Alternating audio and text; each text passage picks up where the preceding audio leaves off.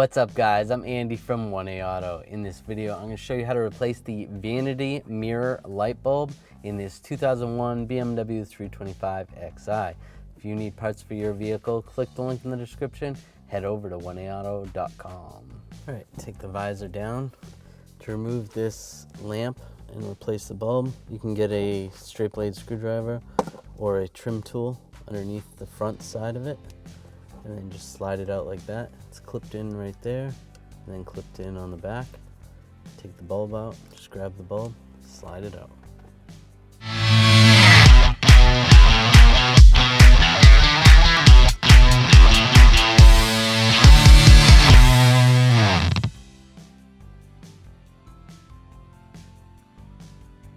This bulb happens to be a K5618 bulb.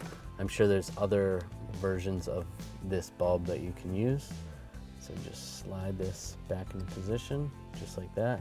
Make sure the contacts are good on that side and that side. And then to put this back in, we want to slide the back side in first, like this, and then lock it in place. Thanks for watching. Visit 1aauto.com for quality auto parts shipped to your door, the place for DIY auto repair. And if you enjoyed this video, please click the subscribe button.